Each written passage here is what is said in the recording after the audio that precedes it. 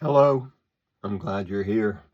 I'm NatsMan, and I'm reading the Bible from the beginning to the end, from Genesis to Revelations. Please join me in this journey and make God's Word a part of your everyday life. This is video number 119.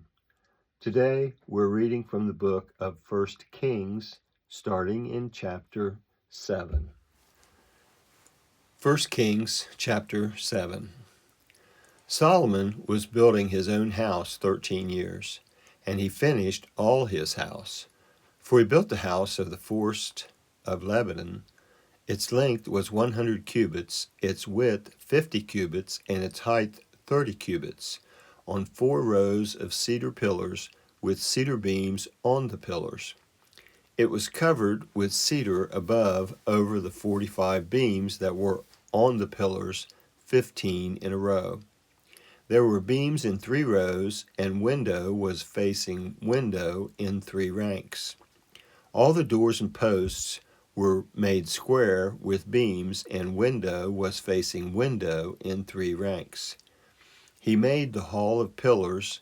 Its length was 50 cubits, and its width 30 cubits, with a porch before them, and pillars and a threshold before them. He made the porch of the throne there, where he was to judge, even the porch of judgment, and it was covered with cedar from floor to floor. His house where he was to dwell, the other court within the porch, was of the same construction. He made also a house for Pharaoh's daughter, whom Solomon had taken as wife, like this porch. All these were of costly stones, even of stone cut according to measure, sawed with saws, inside and outside, even from the foundation to the coping, and so on the outside to the great court. The foundation was of costly stones, even great stones, stones of 10 cubits and stones of 8 cubits. Above were costly stones, even cut stone according to measure, and cedar wood. The great court around had 3 courses of cut stone with a course of cedar beams, like the inner court of the Lord's house and the porch of the house. King Solomon sent and brought Hiram out of Tyre. He was the son of a widow of the tribe of Naphtali, and his father was a man of Tyre, a worker in bronze, and he was filled with wisdom and understanding and skill to work all works in bronze.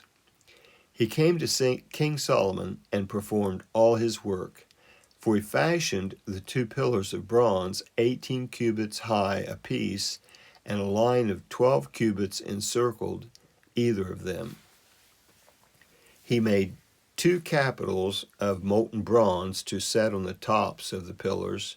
The height of the one capital was 5 cubits, and the height of the other capital was 5 cubits. There were nets of checkerboard and wreaths of chain work for the capitals, which were on the top of the pillars, 7 for the one capital, and 7 for the other capital. So he made the pillars, and there were 2 rows of pomegranates around the one network to cover the capitals that were on top of the pillars, and he did so for the other capital. The capitals that were on the top of the pillars in the porch were of lily work, 4 cubits. There were capitals above also on the 2 pillars close by the belly, which was beside the network. There were 200 pomegranates in rows around the other capital. He set up the pillars at the porch of the temple. He set up the right pillar and called its name Jachin, and he set up the left pillar and called its name Boaz. On the tops of the pillars was lily work. So the work of the pillars was finished. He made the molten sea 10 cubits from brim to brim, round in shape. Its height was 5 cubits, and a line of 30 cubits encircled it.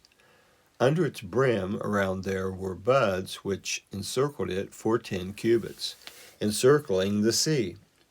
The buds were in 2 rows, cast when it was cast.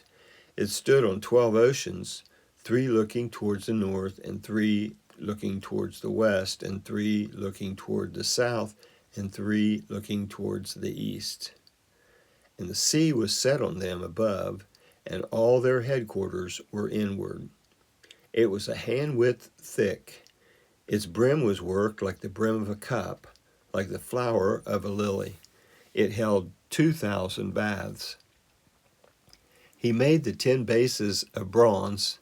The length of one base was 4 cubits its width, and 3 cubits its height.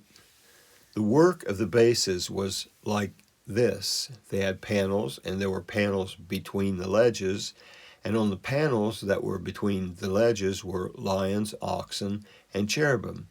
And on the ledges there was a pedestal above, and beneath the lions and oxen were wreaths of hanging work. Every base had 4 bronze wheels and axles of bronze. Its 4 feet had supports. The supports were cast beneath the basin, with wreaths on the side of each.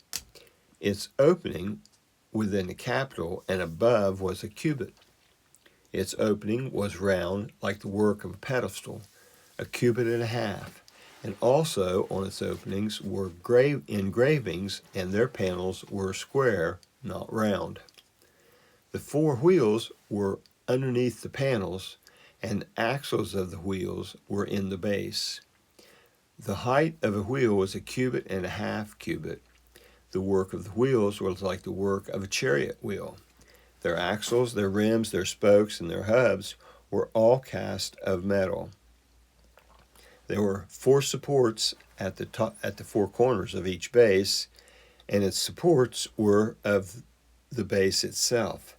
In the top of the base there was a round band half a cubit high, and on the top of the base its supports and its panels were the same. On the plates of its supports and on its panels he engraved cherubim, lions, and palm trees, each in its space with wreaths all around. He made the 10 bases in this way. All of them had 1 casting, 1 measurement, and 1 form. He made 10 basins of bronze. 1 basin contained 40 baths. Every basin measured 4 cubits. 1 basin was on every one of the 10 bases. He set the bases, 5 on the right side of the house and 5 on the left side of the house. He set the sea on the right side of the house eastward and towards the south.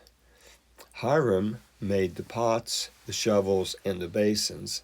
So Hiram finished doing all the work that he worked for King Solomon in the Lord's house.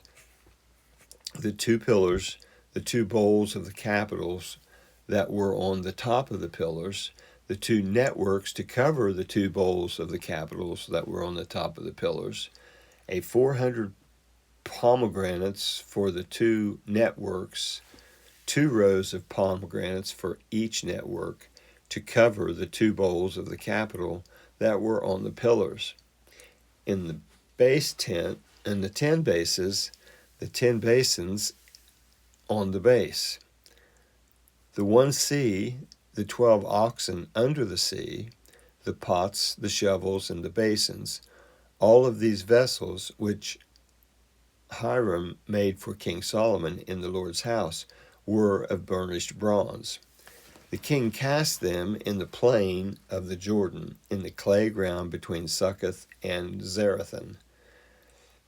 Solomon left all the vessels unweighed because there were so many of them. The weight of the bronze could not be determined. Solomon made all the vessels that were in the Lord's house. The golden altar and the table and the showbread was on of gold, and the lampstand, 5 on the right side and 5 on the left, in front of the inner sanctuary, of pure gold, and the flowers, the lamps, and the tongs of gold. The cups, the snuffers, the basins, the spoons, and the fire pans of pure gold, and the hinges, both for the doors of the inner house the most holy place, and for the doors of the house of the temple of gold. Thus all the work that King Solomon did in the Lord's house was finished. Solomon brought in the things which David his father had dedicated, the silver, the gold, and the vessels, and put them in the treasuries of the Lord's house. That was 1 Kings chapter 7, and that will end right here. That was the book of 1 Kings chapter 7 on video number 119. I would like to thank you for joining me in this project, this endeavor to read the entire Bible. I hope you enjoy listening to it as much as I enjoy reading it. Please feel free to comment if you'd like, and also please subscribe and give this a thumbs up if you enjoy it. If this is your first visit to NatsMan Reads the Bible, I leave a link in the description to the intro video that explains what we're working to accomplish here. I hope you come back for the next video, and until then, thank you. I hope you have a blessed day. I'm NatsMan, and I'm out.